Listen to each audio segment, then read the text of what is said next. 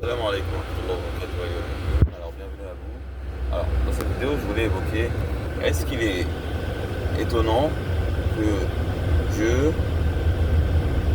subhanahu wa ta'ala envoie un message de sa part pour nous, un livre de sa part pour nous. Est-ce que ça c'est vraiment étonnant ou pas? Quand on sait que Dieu menace subhanahu wa ta'ala de l'enfer où on aura comme du plomb fondu, où les gens auront comme du plomb fondu sur leur crâne, qui va enlever leur peau, qui peut trouer leurs os, et ensuite ils auront d'autres peaux et on va leur remettre du plomb fondu ou du feu, comme ça ils crameront. C'est une grande souffrance. Dieu subhanahu wa ta'ala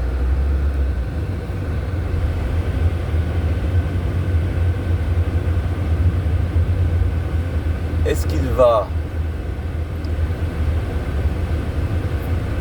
châtier les gens comme ça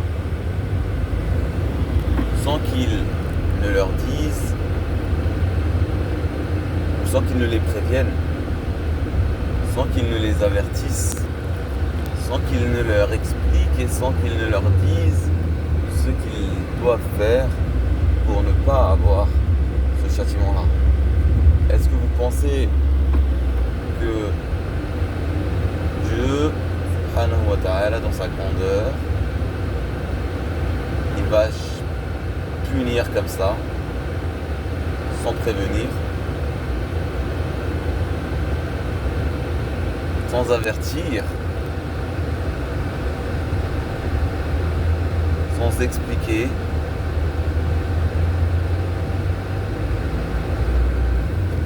Nous, subhanallah al-azim, subhanallah wa bihamdihi, avant de sévir,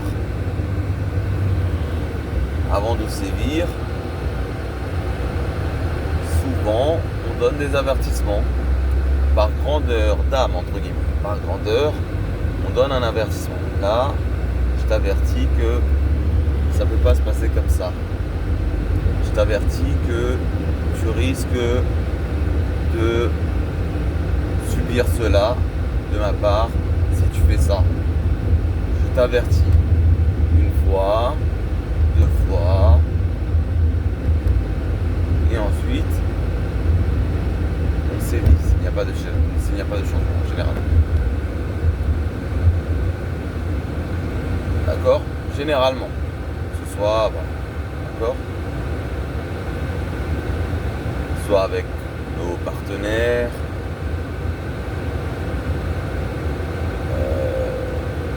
nos conjoints,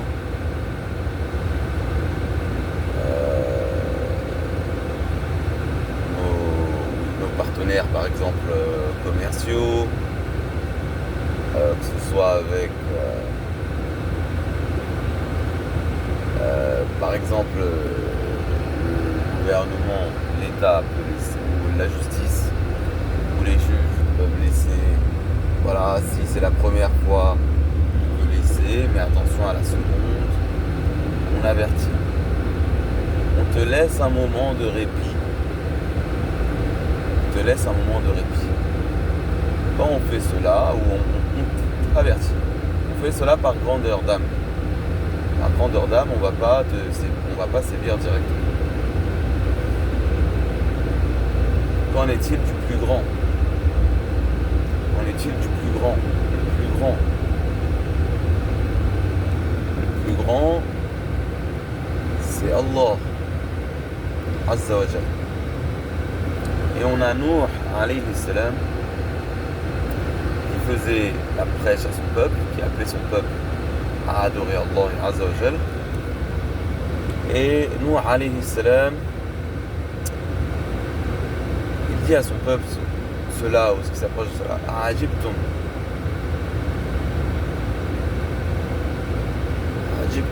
جاءكم رسول من أنفسكم. Est-ce que vous avez, ce qui s'approche de ce sens, est-ce que vous êtes étonnés? Donc il les appelle à Allah subhanahu wa ta'ala. Et ensuite il leur dit, est-ce que vous êtes étonnés qu'un homme parmi vous ait été envoyé par Dieu pour qu'il vous avertisse et pour que vous protégiez les tattaqou, pour que vous protégiez les limites d'Allah Azza wa Jal, ou la relation que vous avez avec Allah Azza wa Jal, et pour avoir la miséricorde. Est-ce que vous êtes étonné que Dieu, qui est grand, qui est digne, dans le sens Azz, Aziz, Kabir, est-ce que vous êtes étonné que Dieu, subhanahu wa ta'ala, vous avertisse? Pourquoi vous êtes étonné qu'il vous avertisse? Sa promesse, alors qu'il vous promet, alors qu'il vous menace de l'enfer. S'il vous menace de l'enfer, on peut imaginer que c'est normal que vous avertisse et qu'il vous montre avec beauté, avec grandeur, vous avertisse, attention à ne pas faire cela. Sa promesse est véridique. Sa promesse est véridique. Comme le Nabi alayhi sallam disait, Allahumma anta al-haq, wa qawluka al-haq, wa wa'aduka haq. Wa'aduka haq. Ta promesse, c'est Allah, elle est véridique. La promesse de Dieu, elle est véridique. Subhanahu wa ta'ala. Donc c'est normal qu'il avertisse. C'est normal qu'il avertisse. Donc ça, voilà, c'est normal dans sa grandeur qu'il avertisse. Aussi, voilà. Et aussi, il est miséricordieux. Et il nous appelle à la miséricorde. C'est normal aussi qu'il nous appelle par sa miséricorde. Par sa miséricorde, qu'il nous appelle au bon chemin pour que on ait la miséricorde et pour qu'on ait le bien, qu'on ait la miséricorde.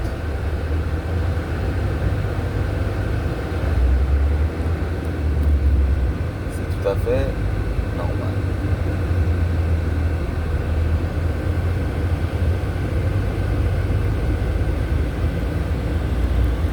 Aussi, s'il y a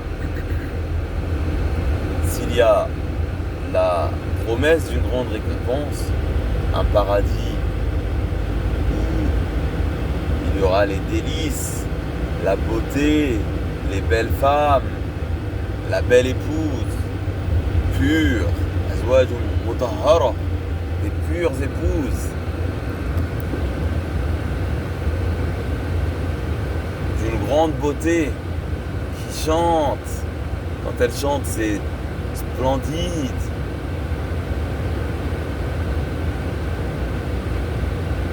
Ce paradis-là, subhanallah, de belles maisons, masakin tayyiba, de belles maisons, des délices, des nourritures, des fruits qui peuvent ressembler aux fruits qu'on a ici. Vous connaissez les fruits de la passion? C'est bon ça, tu ouvres ça comme ça, tu manges. C'est bon. Le kiwi, c'est bon, ça ressemble, mais c'est en mieux. C'est un goût meilleur. Subhanallah.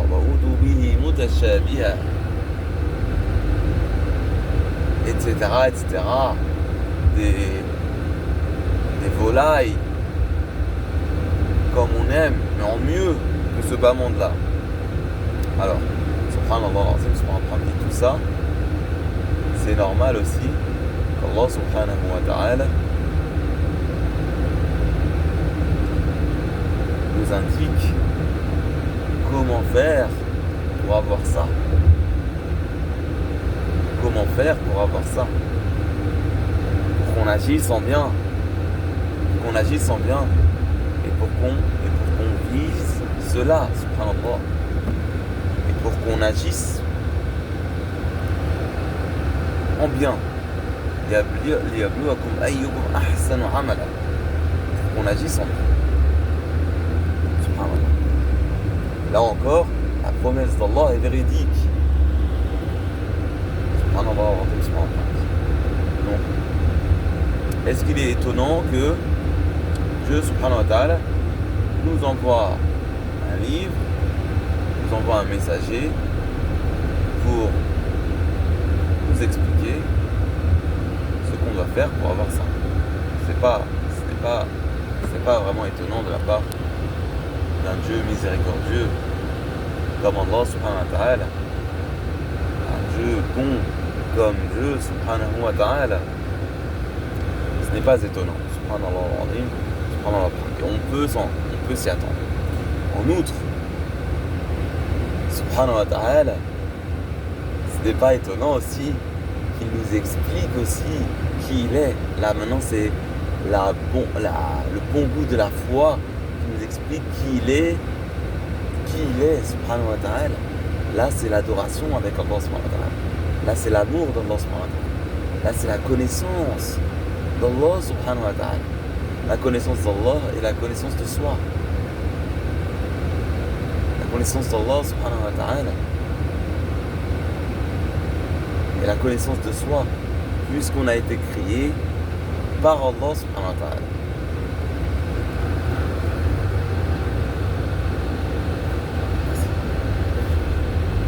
On a été créé par lui subhanahu wa ta'ala. Et dans un hadith chez le Bukhari, dans une adaptation à son image, à l'image d'Allah subhanahu wa ta'ala. Quand tu connais Allah subhanahu wa ta'ala, tu peux aussi te connaître toi. Il y a cette comparaison de fait, subhanallah. Parce que nous, on a été créés par Allah subhanahu wa ta'ala.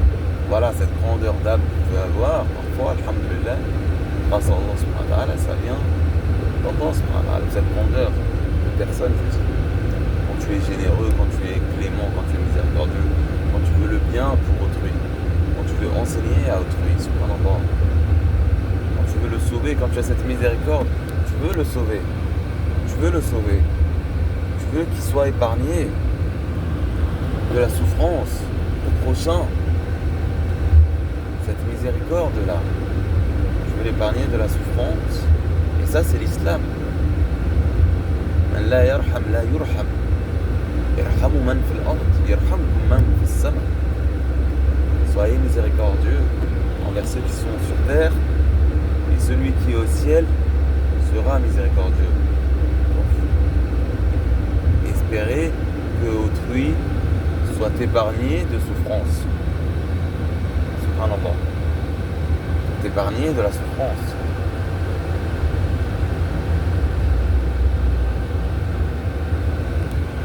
Donc nous, si on peut avoir cette miséricorde-là, cette bonté-là, subhanallah, subhanallah,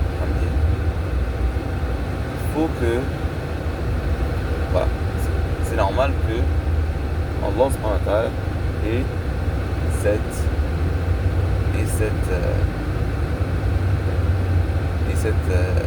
miséricorde-là. Voilà, ce n'est pas étonnant qu'il ait cette miséricorde-là. Ouh là là.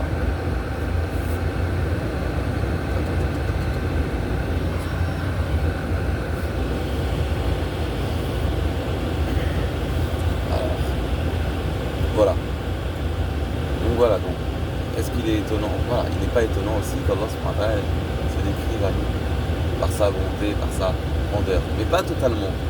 C'est-à-dire que tu vas pas le voir, tout le monde ne va pas le voir sa plus belle image comme ça. Allah subhanahu wa ta'ala fait ahsani soura. Tout le monde ne va pas le voir comme ça. Juste une partie des gens. Juste une partie des gens. C'est un privilège. C'est un privilège. C'est un privilège. Naam. Allahu Akbar. Allahu Akbar. Comme nous aussi, subhanallah. Comme nous aussi, subhanallah.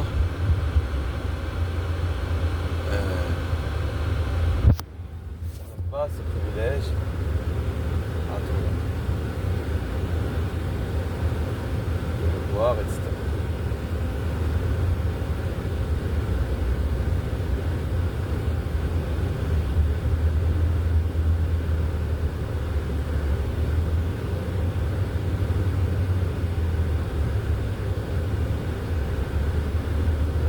On donne pas ce privilège à tout le monde d'être proche de nous, je veux dire. avait la gendarmerie. Ok. On ne donne pas ce privilège à tout le monde d'être en contact avec nous, d'être proche de nous. Non. Et encore plus le mariage, par exemple, etc. Tu vas pas te marier avec n'importe qui. Tu vas pas être ami avec n'importe qui. Et bien Allah, subhanahu wa ta'ala, il ne se fait pas voir par tout le monde. Il n'accorde pas ce lien d'al-wilaya, à n'importe qui. Vous voyez, donc ce n'est pas étonnant qu'Allah subhanahu wa ta'ala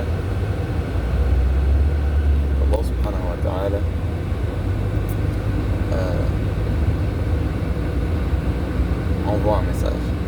Si on répond à Nuh alayhi salam, quand il disait est-ce que vous êtes étonné, Allah subhanahu wa ta'ala envoie un messager. C'est vrai que on comprend qu'Allah envoie un messager.